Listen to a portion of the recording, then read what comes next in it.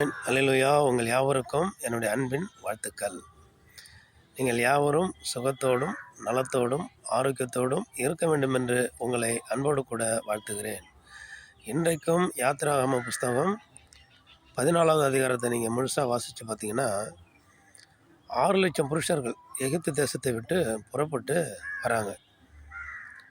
வருகிற பொழுது பார்வோனும் அவனுடைய சேனைகளும் குதிரை ரதங்களும் எல்லாரும் பின்தொடர்ந்து விரட்டிட்டு வராங்க.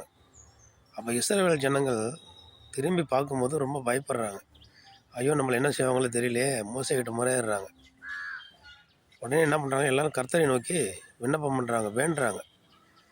உடனே மோசை என்ன சொல்கிறாரு, மோசைக்கிட்ட ஆண்டவர் சொல்கிறாரு, நீ என்னிடத்தில் விண்ணப்பம் பண்ணுவது என்ன, உன் கையில் இருக்கிற கோல் சமுத்திரத்தில் நீட்டு அப்படின்னு சொல்கிறாரு. சமுத்திரத்தில் அந்த கோல் நீட்டினோன்னே 2 பக்கமும் மதில் சுவர் போல் தண்ணி என்ன பண்ணுது, எழும்பி நிற்குது, கீழே தரையை உண்டாக்கிடுது. இஸ்ரவேல் ஜனங்கள் கடந்து போகிறாங்க. கடந்து போயிட்டு இருக்காங்க. பின்னாடி அவங்க விரட்டிட்டு வராங்க.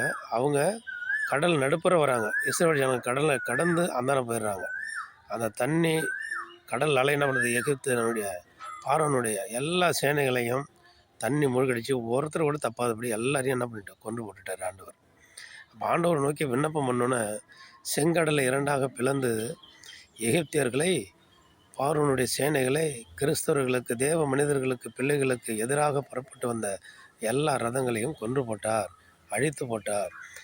அப்படியாக ஆண்டவரை சார்ந்து இருக்கிற தேவ பிள்ளைகள், கர்த்தருடைய பிள்ளைகளாகிய நமக்கு எதிராக எந்த துன்பம் வந்தாலும் நம்ம ஜெபிக்கணும்.